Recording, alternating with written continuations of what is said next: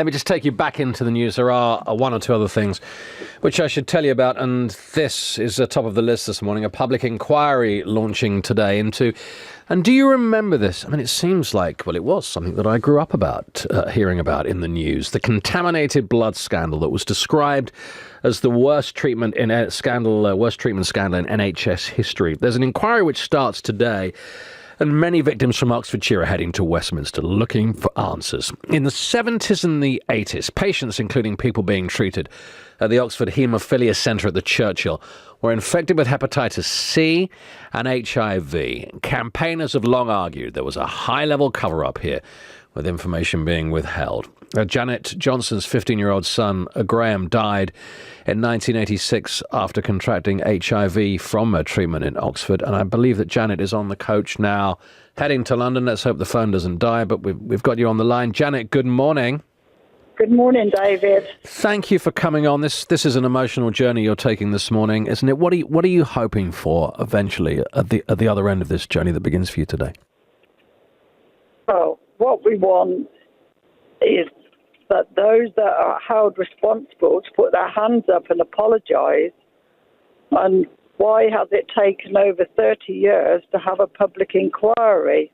We just want justice and closure. You know, it's taken all these years and,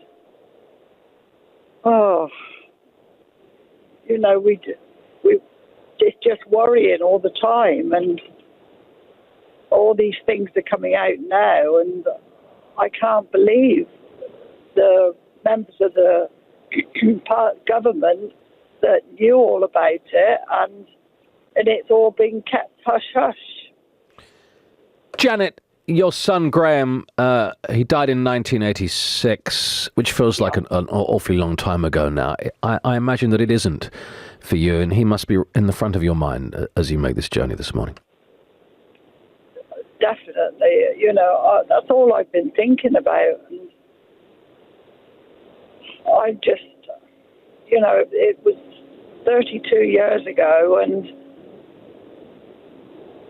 well, it's on my mind all the time. Tell me about Graham. When did you first realise that he'd been given infected blood? Well, it wasn't. He died in 1986. And it was just a few months before he died, excuse me, that the doctor asked if he could speak to me.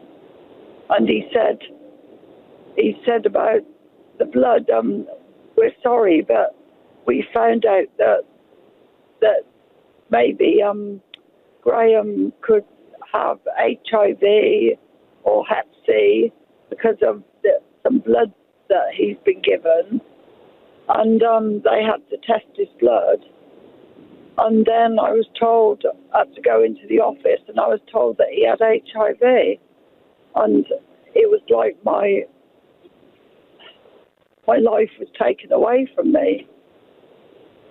And then I had to take him home and tell him. And, at the time, it was all, he was getting bullied at school and called all sorts of names, and I was just felt so upset. And this idea of closure, Janet, which we often talk about and hear about, what do you want from this? Is going to be a long inquiry, isn't it? Are you planning to go to it all, or I suppose you don't even know yet, but what do you want to hear when this inquiry finally closes? Well, just justice and apologies. I just want a closure and everyone to come out and put their hands up that are held responsible. We're going on holiday next Saturday, so I won't be able to go the next couple of days, but, this is going to go on so long that at least at the end of it, we'll be able to rest in peace and it'll all be taken out of our lives, Janet, have a safe journey into London. This is an incredibly difficult day for you, I'm sure, today. I hope you managed to have some sort of respite on your holiday as well. But thank you for making the effort to talk to us this morning.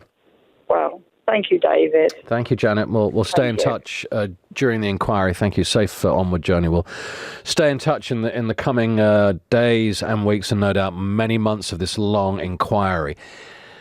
There's a question, isn't there, whether we've got the right systems in place now to stop any tragedy like this from happening again. Sue Brailsford is a consultant in epidemiology and health protection for NHS Blood and Transplant. Good morning, Sue. Reading about this over the weekend, there was a long report in the Sunday Times and other papers yesterday.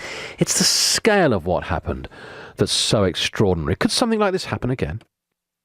Well, we very much hope not. And obviously, NHS Blood and Transplant welcomes this inquiry, and we're very keen that we work closely with the team to ensure they have access to all the information they need. And obviously, our sympathy is with all of those who are infected. But I'd really like to reassure you that now we have one of the safest blood supplies in the world. We have extremely strict processes and guidelines. And of course, we have fabulous blood donors who come in and are all voluntary. But each time they come to donate, we have to ensure that they are safe both for themselves to give blood and that their blood is not likely to be at a higher risk of infection. So we also, all of our donations get screened for a number of viruses, including HIV and hepatitis B and C and a number of other things as well. So we really have quite robust processes in place. And we also have regulators who come and inspect our premises and our processes regularly. And I think, sorry. Don't worry, sorry to interrupt, but conversely, does that mean in many ways that the regulations you have in place are too strict now? We often talk, and we do talk a lot about the shortage of blood donors. Are you too strict, perhaps? Do the rules need to be loosened a little? Well, they are regularly reviewed. So last year, SABTO, which is one of the expert committees who look at these rules for our donors, did actually review some of our rules and decide that some of our deferrals, so the time between donation and when the donor can actually come back, they have been reduced slightly. And some of our donor selections around travel are also looked at frequently. But I think one of the main things now is that we have surveillance processes to monitor infections both within the UK and across the globe. And some of the issues we have now are that we have quite a few infections that spread around the globe quite quickly, and so we respond to those.